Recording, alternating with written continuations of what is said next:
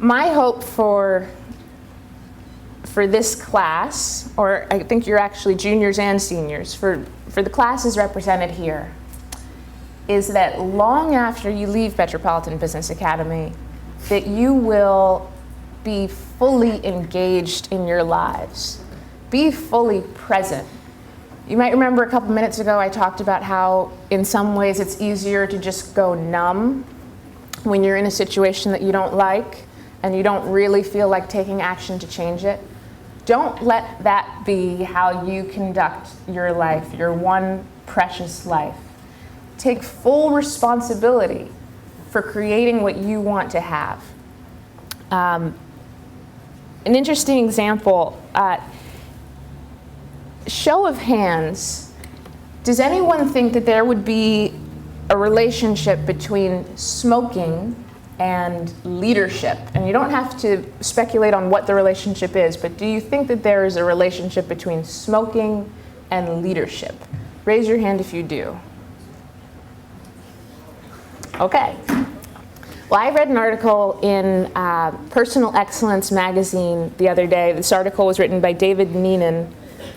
And he said, in the course of the article, he said, so he's a business owner, and he's made millions, he's lost millions, he's been through it all, but he said, what does smoking have to do with leadership? And he said, everything. Because he had just quit smoking. And he said, if I'm not willing to take personal responsibility for my health and my longevity, why would I expect something better for the health of my business? So really consider that.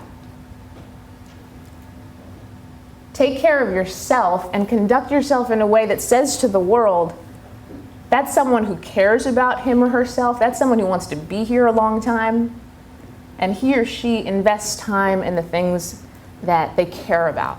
So for him, he was investing lots of time in this business, and it was having its ups and downs, and yet he was doing something very obvious to his health that he knew was detrimental.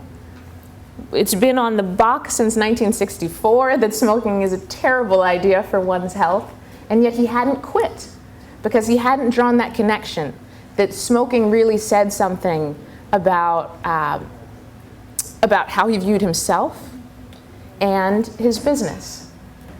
So wherever you can, even though it's challenging at first, really try to take responsibility for your circumstances, because there's power in that.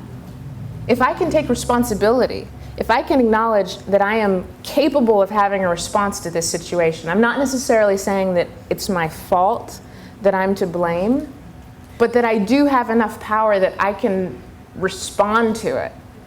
I can react to it, I can be proactive, and I can take control. So there's no power in thinking of yourself as a victim, but there is so much power in thinking of yourself as responsible. And just as a reminder, when you hear responsible, think capable of having a response. And I found that to be